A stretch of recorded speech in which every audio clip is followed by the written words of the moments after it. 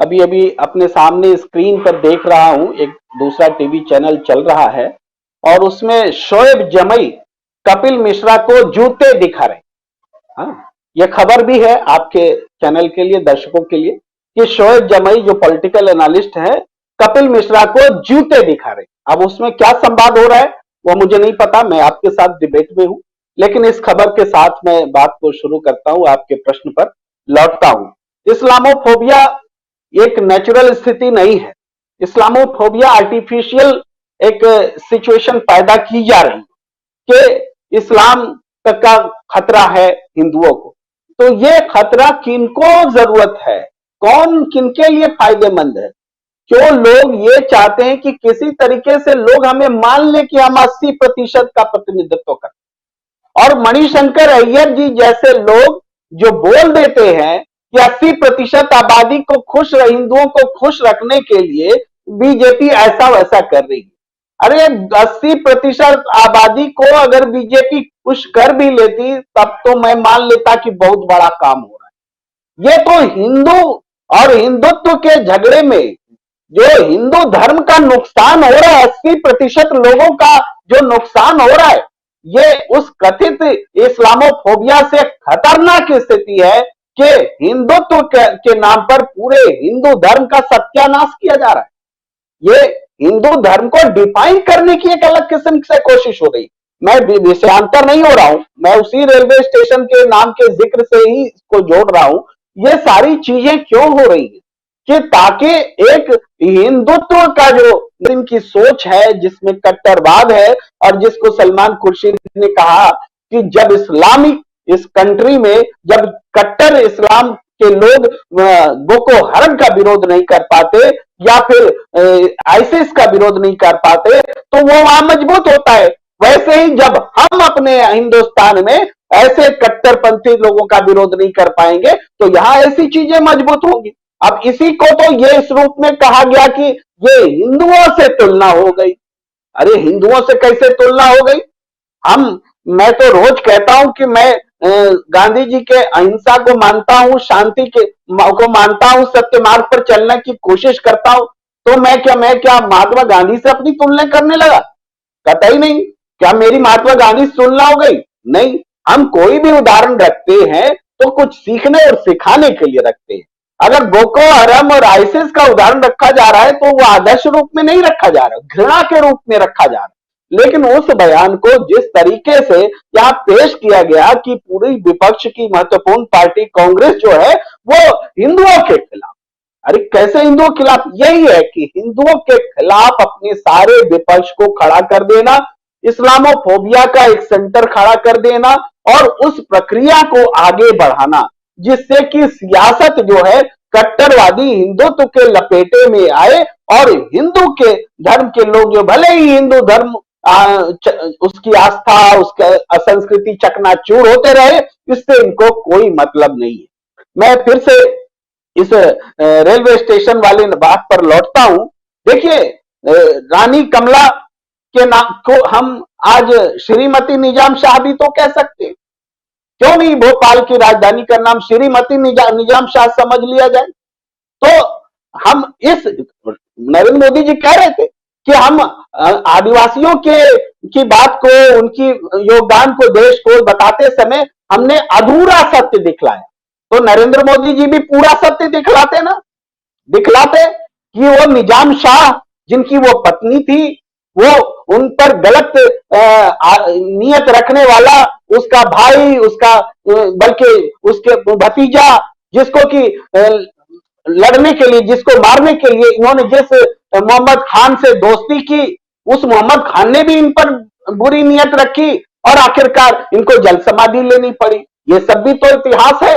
और ये जो भोपाल का जो इलाका इन्होंने मोहम्मद खान को दिया था, ये रानी कमला जी ने ही दिया था, उस समय गोंडवाना की रानी होने के नाते दिया था। तो ये सब भी तो इतिहास का पहलू है। अगर सारे पहलुओं को जब रखेंगे तो बहुत सारे सवाल खड़ा होते हैं। हम जोधाबाई जी को क्यों नहीं उनके नाम पर कोई रेलवे स्टेशन रखना चाहते? जोधाबाई जी से ज्यादा कोई हिंदू धर्म के लिए लड़ा क्या? अकबर के राजभवन में बैठ करके मंदिर का पालन करना, मूर्ति पूजा करना, ये क्या हिंदू धर्म से लड़ने का कोई दूसरा उदाहरण है जोधाबाई से? लेकिन ये पुरुषवादी समाज जोधाबाई को नहीं सम्मानित करे। ये सारे सवाल भी पैदा होते हैं जिस पर बात की जानी चाहिए। नरेंद्र मोदी जी को इन पहलुओं पर भी बात करनी चाहिए, लेकिन वो इन पहलुओं पर बात नहीं करेंगे क्योंकि उनको हिंदू और मुसलमान वाला स्पेक्ट्रम जो है वही पसंद आता है। हर क्षेत्र में हर दिन लगभग इसी विषय पर हम प्रकारांतर से बात कर रहे होते हैं। कभी सलमान खुर्शीद, कभी मणिशंकर अय्यर, कभी दूसरे तमाम चीजों की बात, तमाम नेताओं की बातों को और इस रूप में बताया जाता है कि ये लोग हिंदुओं के दुश्मन हैं।